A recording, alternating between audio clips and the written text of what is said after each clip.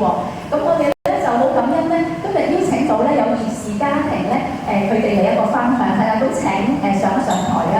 咁兒事家庭咧就佢哋嘅阿 Sammy 啦係爸爸 ，Claudia 咧媽媽，咁就希晴。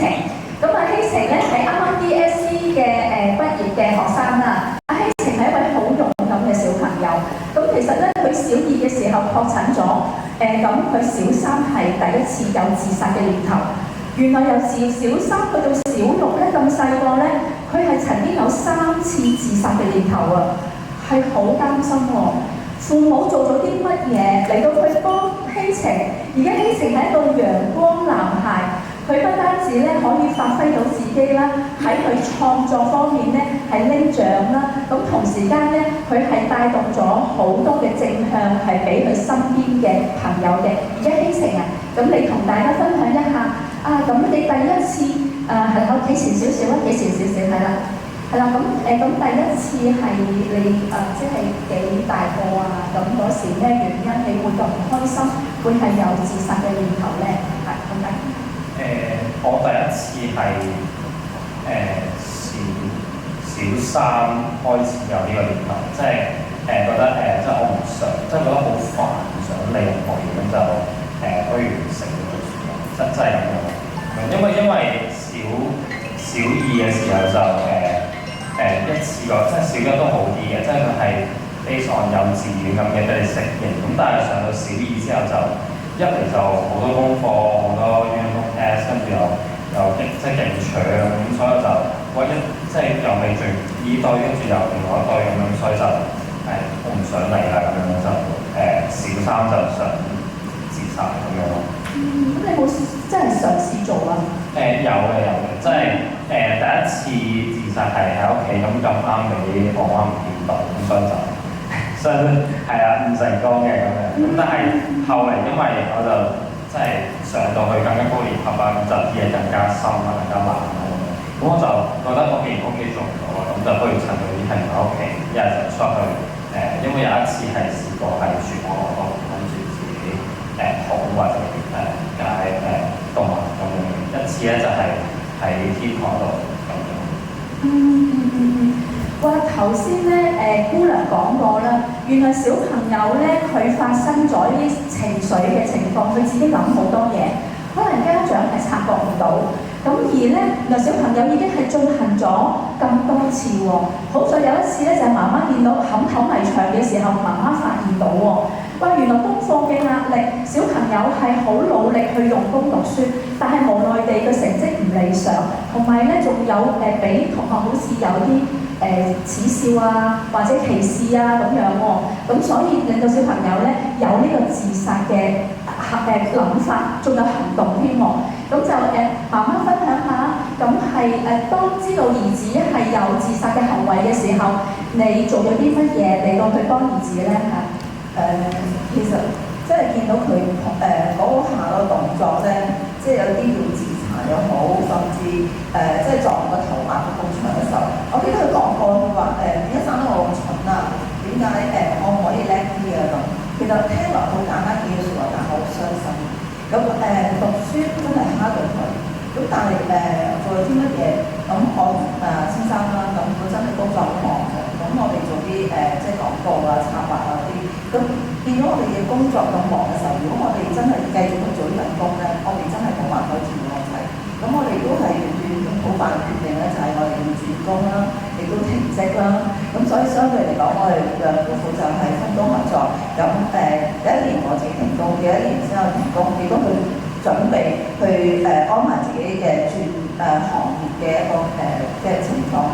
咁希望我入到學校啦，就睇到我仔喺學校發生情況，因為我想我見到佢喺學校發生咩事，可能從佢眼啊所有行為裏面可以睇到佢希望唔好有一啲真係唔好嘅事發生。頭先講啦，亦都補充翻少少，其實佢第2次、第3次咧係我琴晚先知，我係唔知道原來佢做咗咁多係想自殺嘅行為。所以咧，真係好幸運，父母咧做咗一啲轉變，連份工都唔做啊！而家聽下爸爸講啦，係啦，即係係啦，你爸爸講啦，係啦，到底係爸爸又做啲乜嘢咧？點樣一路咧關顧兒子嗰個情緒咧？真係原來連工都唔做咧，就要挽救生命啊！係啦，爸爸。好啊，我記得咧，當年阿仔確診呢個讀寫障礙啦，咁個醫生係同我講，讀寫障礙冇藥食㗎，喺我心目中即係冇得醫。咁大家你諗下，冇得醫呢三個字，個感覺會點？我係即時沉咗落去，但係我同我太太好彩係同一個心智，想好快去 recover，去有一個我好想去改變。事實喺一件事裏邊，起碼我哋父母要同心，一個正向先可以幫到阿希晴。咁所以我哋透過一套戲啦，一本書啦，就令我兩個都可以正面咁樣去面對呢件事。我喺度補充翻，既然我知道我仔係讀寫障礙，我知道讀書係蝦佢嘅，咁我覺得睇完本書之後咧，我好大嘅感動。我記得睇完本書，我就將入面嘅內容我問翻我仔：你點解你睇啲字原來係咁嘅？佢話媽咪點解你知嘅？咁跟住咧，我就用咗本書形容佢嗰個特徵啊，見到嘅嘢啊，我覺得我都會見到。我話俾佢聽：啊，你個腦諗咗好多圖畫仔，唔該你閂埋佢啦，你要瞓覺㗎啦。你用咗一個好複雜嘅方法，用一個圖像去認識一個平面字，其實你行條路咧係咁辛苦，我好欣賞你。從此之後咧，我冇鬧佢㗎，因為我覺得其實我唔明白佢，佢一啲都唔懶，其實佢好勤力。咁佢覺得媽咪點解你會咁講嘅？點解你會話我咁勤力？但我成績係好差嘅喎。但我話呢個唔係掛鈎嚟嘅，即係我將佢嘅成績咧放低，我從來唔追佢嘅成績之後咧，我同先生去個定論就係話我唔再做佢補習老師，我將呢個責任交俾其他嘅老師，因為我想保持個關係。我每日我只係做佢嘅情緒治療師。佢一翻嚟嘅時候，我同先生就會睇下究竟佢嘅樣啦、佢行為啦、表徵啦。咁夜晚黑我哋就會做嘢，即係話今日佢覺得開唔開心，喺佢個面上邊佢嘅行為好多嘢。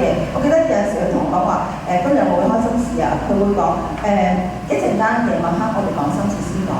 咁如果佢唔講嘢唔答我嘅時候咧，我知道嗰日真係有啲大件事發生。咁呢個就係我哋咁多年啦，即係叫做好彩地。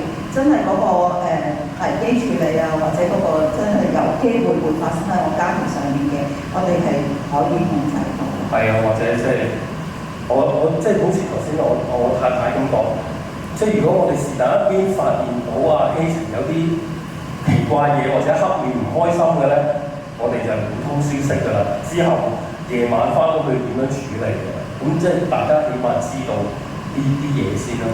咁同埋即係頭先。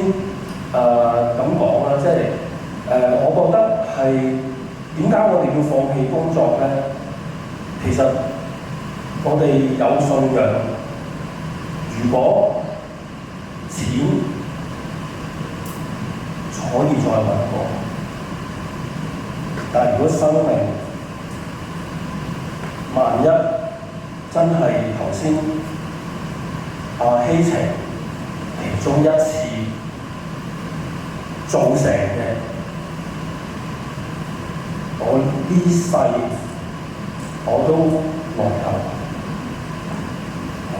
係啊，所以咧睇到兩個爸爸媽媽咧做咗好多嘅轉變，喺工作上嘅轉變啦，咁喺情緒上關顧啦，唔會睇學業啦，咁希晴啊，分享下俾大家知道咧，而家陽光嘅你係會點樣用一啲咩嘅方法幫到自己？咁同埋透過你嘅陽光，透過你點樣去幫緊未來身邊嘅即係同學啊，或者係 SEN 嘅朋友咧？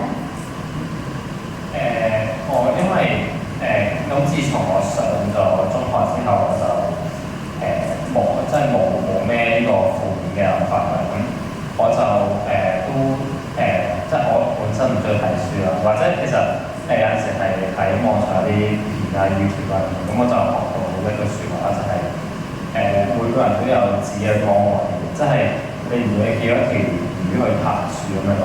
即係個意思係，即係我覺得如果我自殺咁都唔係話好多次嘅，但係如果即係天父有佢嘅原因叫我留低咗，咁即係我有啲嘢係佢要我去做咯。即係如果我即係唔可以話大難不死，但係只不過係總之佢係有佢要用我嘅地方，我就即係只不過我係短視，我哋未望到咁遠，但係其實佢係幫我 hold 緊到，咁所以我就放即係大個之後就放低咗呢啲比較負面嘅情緒，就即係你冇得翻轉頭去怨呢樣怨嗰樣，咁但係即係佢哋生我出嚟，我都唔可以怨佢哋咁樣，咁所以我就即係唯有盡自己嘅努力或者做到最好就 OK 咯，咁其他就去處理或者去安排。好啊，希晴，咁你嘅人生目標係啲乜嘢啊？其實好搞笑，我細個諗過好多，又諗做派樂啦，又諗做即係探人啊，咁真係好多好奇怪嘅。但係我依家係最近嘅嘅目標係希望做一個攝影師。OK，好，咁祝福你咧，就係可以達成願望。咁我哋俾個掌聲係。